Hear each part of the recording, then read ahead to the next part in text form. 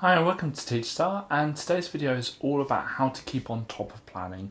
Now, planning is going to be a really big thing in teaching if you're a new teacher. If you are currently a teacher, you realise that planning your lessons is a very time consuming thing, and it's one of those things that can easily get on top of you if you're not organised and if you don't think ahead.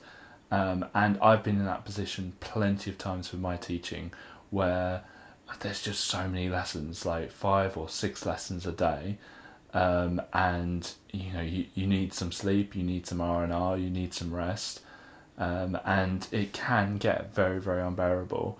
And this video really is just a few tips that I've picked up that have helped me, and hopefully it will help you if you're in that position where just there's so much planning to do and so little time.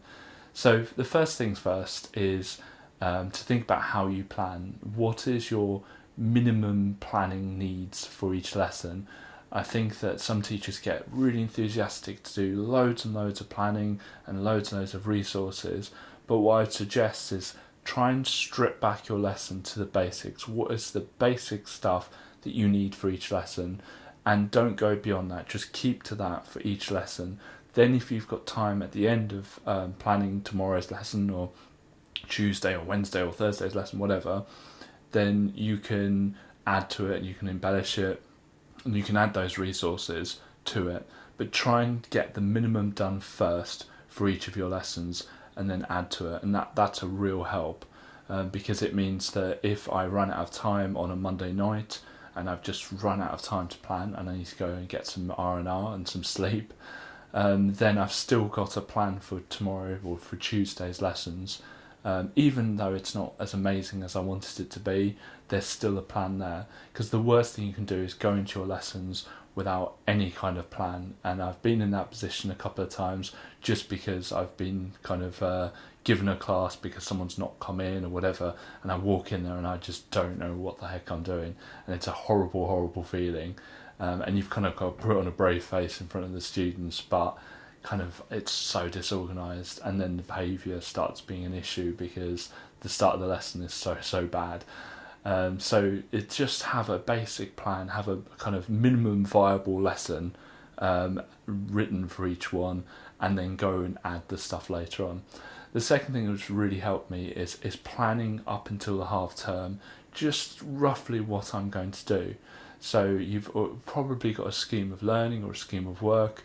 Try and figure out roughly the order in which you're going to do them and roughly when you're going to do them throughout the half term. And I always do it in half term chunks because generally speaking there's always going to be changes and stuff, but generally speaking that half term there are very rarely any big changes to curriculums or big changes to the student timetable or whatever they are. So you can normally reliably have that half term to just plan out the lessons. And I spend a bit of time in the holidays, just roughly when am I doing, right, this week I'm going to be doing that, this week I'm going to be doing that. And it just means that if I haven't got very much time to plan a week, I kind of at least know what topic I'm doing and kind of roughly what I'm doing.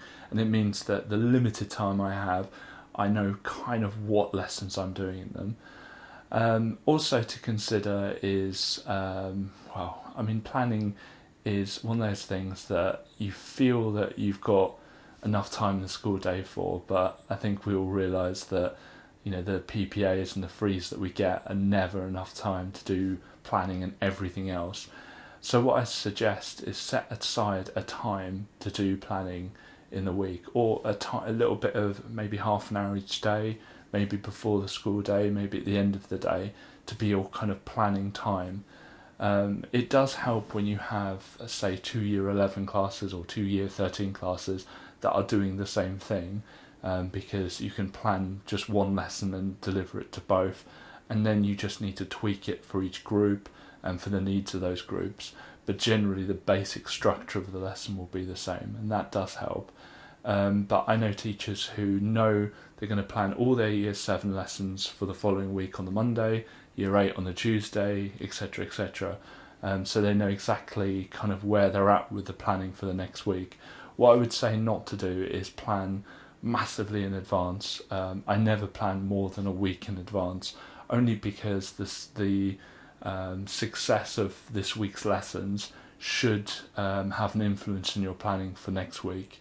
I think some teachers only plan the next lesson, and I think practically speaking that just for a teacher it just doesn't give me enough time to plan, and often there's students with special needs that need things enlarged and need things printed out and things like that, and if you only realise you need it a day ahead or a day before the lesson, then the reprographics department or whatever your structure in your school is don't have enough time to get that organised.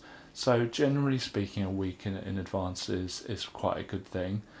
But I hope this video kind of starts to help. Please write comments in the comment section below if you've got any suggestions as well, and hopefully I can redo this video down the line with other suggestions and other kind of questions and answers for this topic. But this was always going to be a bit of a brief video, brief overview of things that I've picked up that have helped me. Thank you. Thank you very much for watching this video. If you want to see more from us, please click subscribe. We release videos every single weekday at 5 o'clock in the evening. Thank you.